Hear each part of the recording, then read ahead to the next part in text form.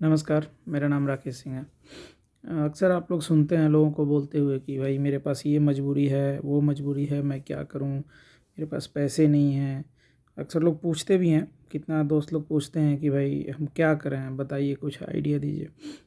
देखिए, किसी को कह देने से कि ये कर लो, वो कर लो, तुरंत वो आदमी वो काम कर लेगा, ऐसा तो है नहीं। कुछ भी करना है तो पहले उसके लिए कुछ बैकअप तैयार करना पड़ता है, कुछ ट्रेनिंग करना पड़ता है, पढ़ना पड़ता है, तभी कहीं नौकरी लगता है। तो मैं कह दूं कि ये नौकरी कर लो तो वो नौकरी हो जाएगा, मैं कह दूं ये बिज़नेस कर लो तो वो बिज़नेस हो जाएगा, ऐसा है नहीं। कोशिश अपने से करना पड़ता है। हाँ, थोड़ा हेल्प तो ज़रूर आदमी कर सकता है, बट मेन कोशिश जो है ना, कुछ करना है अगर ज़िंदगी में तो अपने से ही कोशिश करना पड़ेगा, रिस्क लेना पड़ता है, तभी आदमी कुछ आगे बढ़ता है।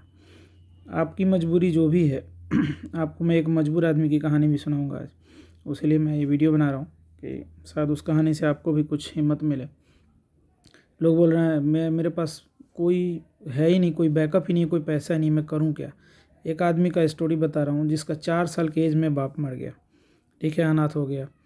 उसने सब्जी बेचा, उसने मछली पकड़ पकड़ के बेचा, उसने अखबार बेचा, और वो आदमी आज 10,000 करोड़ का मालिक है। आप बिलीव करोगे? तो अपने से उसने कोशिश किया। मैं उसके बारे में वो आपको डिटेल में बताऊंगा।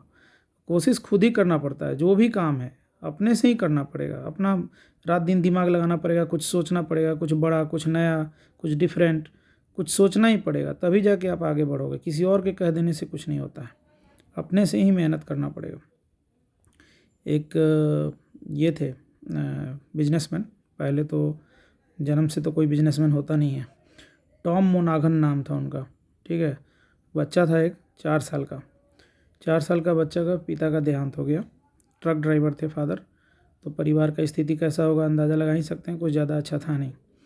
और ये बहुत पुरानी बात है, 1937 में जन्म हुआ था टॉम मोनागन का, और 4 साल के एज में फादर का डेथ हो गया। माँ भी लाचार थी उनकी, उनके पास भी पैसा नहीं था, तो वो क्या की कि उनको अनाथ आश्रम में, उनको और उनके भाई को, 2 भाई थे, दोनों को अनाथ आश्रम में डाल दिया। और वो चली गई नर्सिंग वगैरह का कोर्स करने, कुछ सीखने, हॉस्पिटल में नौकरी वोकरी के लिए। तो ऐसे ही करके 6 साल गुजर गए। ये लोग वहीं अनाथ आश्रम में पढ़ते थे, वहीं खाते पीते थे, और वो अपना काम सीख के बाद में 6 साल बाद आई तो लेके गई उनकी माँ। लेके गई तो ये 6 साल बिना माँ के थे, तो इनको माँ से बहुत नाराज़गी थी। तो ये जमता ही नहीं था बिल्कुल माँ से, तो ये हमेशा नाराज़ रहते थे। माँ बहुत समझाई, बहुत मनाई, लेकिन इनका माँ से जमता नहीं था बिल्कुल। तो माँ ने फिर इनको फिर से वापस इसमें भेज दिया। पहले तो माँ ने सुधारने का कोशिश किया, लेकिन इनको कोई फ़र्क नहीं पड़ा, ये कुछ ये नहीं किए, तो नहीं जमा, तो फिर से अनाथ आश्रम में माँ ने भेज दिया। तो अनाथ आश्रम में फिर रहे, वहाँ पे अपना स्कूलिंग जैसे तैसे जारी रखा। और फिर इनको, इनका जम नहीं रहा था माँ से, मतलब इसको वहाँ भी अनाथ आश्रम में। तो ये उनको माँ वापस ले आई, घर वापस ले आई। तो ये अब काम तो था नहीं इनके पास भी, और ये सब्जी बेचना शुरू किए। सब्जी बेचने से भी फ़ायदा नहीं हुआ। तब ये क्या किए कि मछली पकड़ते थे और मछली बेचते थे, तो उससे भी कुछ खास प्रॉफिट नहीं हुआ। तब ये अखबार बेचना शुरू किया, ठीक है। 10-12 साल का लड़का ये सब कर रहा था, अखबार बेचना शुरू किया, तो उससे भी काम नहीं चला। तो वापस से इनका जो ये था, माँ के साथ बिल्कुल जमता नहीं था, तो माँ ने इनको अनाथ आश्रम भेज दिया। अनाथ आश्रम भेजी तो वहाँ जाके अपना पढ़ाई वढ़ाई जैसे तैसे शुरू किया। और वहाँ जाके इनको किसी ये होती है ना सिस्टर लोग, जो नर्सेस, वो लोग बोली कि इनको ये बनने के लिए, प्रिस्ट बनने के लिए इनको शौक़ थोड़ा आ गया, धर्म वर्म के बारे में बताई। इनको लगा कि मैं प्रिस्ट बन सकता हूँ, तो ये प्रिस्ट बनने के इंटरेस्ट आ गया इनको। और ये वो उधर का जो पादरी था, जो प्रिस्ट था, उससे जाके बोले कि हमको प्रिस्ट बना दीजिए। वो बोला ऐसे नहीं बनता है। वो दूसरे स्कूल में एक भिजवाया, ट्रांसफ़र करवा दिया वहाँ पे। वहाँ गए तो वहाँ का अनुशासन इतना कड़ा था कि उसमें ये ढल ही नहीं पाए, तो वो लोग निकाल दिया। तो फिर वापस माँ जाके घर पे लेके आई इनकी, घर ले आई। फिर वही हाल, फिर घर पे कोई मन नहीं लग रहा, कोई काम माँ से भी जमता नहीं था। तो फिर ऐसे ही कुछ दिन चला, तो माँ ने बाल सुधार गृह में डाल दिया। बाल सुधार गृह में बहुत तंग करते थे इनको, तो इनका कोई अंकल आंटी थे, वो लोग इनको वहाँ से निकलवाए, बाल सुधार गृह से निकलवा के एक स्कूल में डलवाए। तो उस स्कूल में इनका पढ़ाई का भी कोई इंटरेस्ट नहीं था, तो इस स्कूल में 44 बच्चे थे कुछ 44, और एग्ज़ाम वगैरह दिए तो सबसे लास्ट यही आए 44 नंबर पे। फिर भी जैसे तैसे ये अपना मतलब सफ़र जारी रखे और स्कूल पूरा किए। फिर कॉलेज में एडमिशन लिया, बट जिस कॉलेज में एडमिशन लिया उसमें मन नहीं लगता था, तो उस कॉलेज से ये ट्रांसफ़र चाहते थे दूसरी यूनिवर्सिटी में, लेकिन उसके लिए पैसे नहीं थे। तो उस वक्त नेवी में नौकरी लग रहा था उधर, पार्ट टाइम जॉब, अमेरिका में, अमेरिकन थे ये। तो ये वहाँ पे नौकरी में लग गए और 3 साल तक नेवी में काम किए और वहाँ से $2000 कमा के आए। फिर उस पैसे का एक कोई स्कीम कोई लॉन्च किया था कंपनी कि तेल की कंपनी थी कोई, कि कुछ रातों रात पैसे कमाओ ऐसा करके कुछ स्कीम था, तो ये उसमें डाल दिए, वो पैसा भी चला गया। अब इनके पास और भी कुछ नहीं था। इनका भाई का पोस्ट ऑफिस में नौकरी हुआ था, जो छोटा भाई था वो अपना काम करता था। तो ये लोगों को मालूम पड़ा है कोई पिज़्ज़ा स्टोर कोई बेच रहा था, तो मालूम पड़ा तो इनका भाई आके बताया कि ऐसा ऐसा पिज़्ज़ा स्टोर एक आदमी बेच रहा है, कि हम लोग वही करते हैं। तो ये बोले कि ठीक है। तो दोनों मिला के $900 में, उस वक्त का क्या डॉलर का रेट था, कम बहुत कम होगा बट आज के रेट से वही लगभग 65,000 में ये लोग पिज़्ज़ा स्टोर एक ख़रीद लिया और उस काम में लग गए। तो कुछ टाइम तक ऐसा खींचे, लेकिन उसके बाद इनका भाई का टाइम नहीं मिलता था जॉब से। तो इनका भाई बोला कि भाई मैं जॉब पे जा रहा हूँ, कि मेरा हिस्सा मुझे दे दो और आप अकेले ही चलाओ, मेरे से नहीं चलेगा, मैं नहीं रह पाऊँगा यहाँ। तो ये भाई को हिस्सा दे के और पार्टनरशिप ब्रेक कर लिया।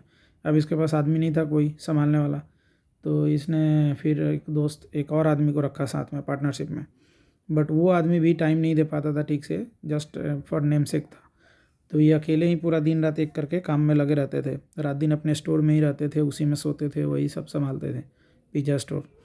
तो हुआ ये कि फिर इस पार्टनर को भी 3 स्टोर तब तक हो गया। ये पार्टनरशिप जो नया किया उससे 2 साल तक चलाया। तो इसमें इसी टाइम में लोग 2 और स्टोर खोल लिया, 3 स्टोर टोटल हो गया था। तो ये अपने पार्टनर को 1 स्टोर दे दिया और 2 स्टोर खुद रख के बोले कि हम अपना चलाएँगे, तुम अपना ये 1 स्टोर ले लो, तुम अलग हो जाओ। तो वो अलग हो गया। बाद में ये डोमिनोज़ नाम से अपना स्टोर का, अपने कंपनी का रजिस्ट्रेशन करवाए और फिर ये पिज़्ज़ा का बिज़नेस चल गया और ये बेचना शुरू किए। और उसके बाद ये अपना बिज़नेस बढ़ाना शुरू कर दिए। तो बढ़ाने में इनको जैसे जैसे पैसा आना शुरू हुआ, जब डोमिनोज़ का फ्रेंचाइज़ ले लिए, बिज़नेस बढ़ा तो फ्रेंचाइज़ ले लिए डोमिनोज़ का, उसके नाम से रजिस्ट्रेशन करा के। तो अब इनसे लोग फ्रेंचाइज़ लेते थे तो उसका लॉयल्टी पैसा मिलता था और अपना स्टोर था ही। तो ऐसे करते करते इनका 13 स्टेट में 76 स्टोर हो गया एक ही 2 साल में। और उसके बाद ऐसे ही स्टोर बढ़ने लगा बहुत स्पीड में। बाद में अब ये ऐसे ही अभी चल रहा था, तब तक इनका मेन स्टोर जो था उसमें आग लग गया, जो सबसे बड़ा स्टोर था उसमें आग लग गया और ये पूरा बर्बाद हो गया। अब इसके बाद जितने लोग पैसा इनको दिए थे, क्योंकि लोगों से हेल्प लेके ही करते थे, इनके पास तो पैसा था नहीं, सब लोगों का ही पैसा लगा हुआ था। तो सब लोग क्लेम करने लगे पैसा रिटर्न करो। बैंक का भी बहुत कर्जा था, बैंक ने कब्जा कर लिया बिजनेस पे। उसके बाद जब बैंक ने कब्जा कर लिया तो लोगों को देने के लिए इनके पास पैसा ही नहीं था। तो ये लोगों ने 150 केसेस कर दिए, केस भी हो गया, बिजनेस भी हाथ से चला गया। फ्रेंचाइज लॉयल्टी जो मिल रहा था, दूसरे लोग जो फ्रेंचाइज लिए थे इनका, वो भी अब बैंक को जाने लगा। ये पूरी तरह से रोड पे आ गए। अब क्या करें? तो फिर अब इनके पास कोई काम नहीं था, तो बैंक के पास जो स्टोर था, बैंक नहीं, उस वक्त इनके पास 76 स्टोर नहीं था, 13 स्टोर था, 12 स्टोर। जब 12 स्टोर था तभी ये आग वाला घटना घट गया और ये इनका बर्बाद हो गया सब चीज़। तो बैंक ने कब्जा कर लिया टोटल। तो अब ये गए बैंक पहले ये किया, क्या बोलते हैं, अपने से स्टोर चलाने का ट्राई किया, लेकिन उन लोगों के पास आदमी ऐसा नहीं था एक्सपीरियंस जो स्टोर को अच्छा से चला सके, मतलब पिज़्ज़ा कंपनी को चला सके। इनका तो डोमिनोज नाम से कंपनी बनवा चुके थे, तो उसको चलाने वाला कोई एक्सपीरियंस था नहीं। और उसको बेच के पैसा रिकवर करने के लिए बैंक सोचा तो वो बिक भी नहीं रहा था, क्योंकि बेचने वाला खरीदार मिलना चाहिए तभी ना बिकेगा कोई भी चीज़। तो बिक भी नहीं रहा है, तो बैंक भी परेशान था कि कैसे पैसा रिकवर करें। तो ये बैंक के पास गए और जाके बोले कि आप मुझे ही रख लो नौकरी पे, मैं अपना सामान मुझे आप मत दो, मेरा कंपनी, मुझे बस नौकरी पे रख लो, मैं ही इसको संभालूंगा, कि मैं इसको संभाल सकता हूँ। और ये जब फ़ायदा करने लगेगा आप मेरे सैलरी में से भी काट लेना और जो फ़ायदा करेगा उसमें से आप ले लेना और आप अपना धीरे धीरे रिकवर कर लेना, फिर आप मुझे बाद में मेरा दे देना पिज़्ज़ा। तो बैंक को भी लगा कि चलो ठीक है, हमारे पास ही कंपनी का अधिकार है, ये तो बस नौकरी कर रहा है, इसको रख लेते हैं। बैंक ने रख लिया, फिर ये नौकरी करके धीरे धीरे उसमें सुधार लाए और जो स्टोर था उसमें एक स्टोर बहुत अच्छा चलने लगा, लेकिन बाकी स्टोर का वही हाल था। तो बैंक को लगा कि नहीं, ये तो अभी भी ठीक नहीं हो पाएगा, ये डूब ही रहा है बिजनेस, तो एक स्टोर रख लेते हैं और इससे पीछा छुड़ा लेते हैं कि इसी स्टोर से अपना रिकवर हो जाएगा कुछ। तो बैंक ने एक अच्छा वाला स्टोर मांग लिया, बोला ये स्टोर हमें दे दो और ठीक है हम तुम्हारा बाकी शेयर लौटा देते हैं, लेकिन कर्जा तुमको सधाना होगा, तुमको कर्जा से मुक्त नहीं कर रहे हैं, तुम जब कमाना तो कर्जा सधा देना। तो वो बोले कि ठीक है, मुनागन बोले कि ठीक है। तो इनको बाकी स्टोर मिल गया, 12 स्टोर में से 11 स्टोर इनको मिल गया। अभी क्या करें, इनको मतलब राइट्स मिल गया लीगली कि ये ओनर हैं। तो अब इनके पास तो पैसे ही नहीं थे, कुछ भी नहीं था, और ऊपर से 150 केस भी हो गया है। तो ये क्या किए कि उसी में से 5 स्टोर रख लिए और बाकी के 6 स्टोर को जो अपना अपोनेंट था, जो यही बिजनेस कर रहा था, उसको बेच दिए कि भाई तुम ये ख़रीद लो और हमको कुछ पैसे दो। तो वो ले लिया और इनको कुछ पैसे दे दिया। उस पैसे से ये अपना बिजनेस फिर से स्टार्ट किए, अपना स्टोर फिर से रिनोवेट किए और ये सब काम अपना कैसे करना वो शुरू किए। अब इनका बिक नहीं रहा था पहले जैसा, बहुत धीमे चल रहा था। तो ये एक नया स्कीम 1973 में लॉन्च किए। वो स्कीम था 30 मिनट में पिज़्ज़ा, गारंटीड पिज़्ज़ा। और अगर इनकेस नहीं दे पाया 30 मिनट्स में तो पिज़्ज़ा के बदले एक दूसरा पिज़्ज़ा फ्री। ये स्कीम एकदम इनका सफल रहा और पूरा डिमांड ज़बरदस्त आने लगा और एक ही साल में इनका वो स्टोर बढ़ के 76 स्टोर हो गया। 1973 में ही 76 स्टोर हो गया। फिर हर 2 साल पे ऐसे बढ़ते गया, 500 स्टोर, फिर 942 स्टोर इनका टोटल हो गया था। उसके बाद फिर और भी स्टोर बढ़ने लगा ऐसे ही। और ये 1983 में इनका इतना पैसा हो गया था कि लगभग 400 करोड़ में ये एक स्पोर्ट्स टीम खरीद लिए। इसका बेसबॉल का इनका पसंदीदा खेल था, तो अपना वो टीम खरीद लिया और वो 1 साल बाद वर्ल्ड कप भी जीता टीम। तो इतना कुछ हुआ, ठीक है। उसके बाद आज के डेट में वो तो बेसबॉल का टीम वो बेच दिए वापस, बट इसका प्रेसिडेंट ये नहीं है कंपनी के, ये सीईओ बन के काफ़ी टाइम तक काम किया। अब वो सब भी ये छोड़ दिए हैं, बट इनका ओनरशिप इन्हीं का है और ये अपना चर्च के कामकाज में लगे रहते हैं। बट आज के डेट में 66 कंट्रीज़ में लगभग 10,000 स्टोर है।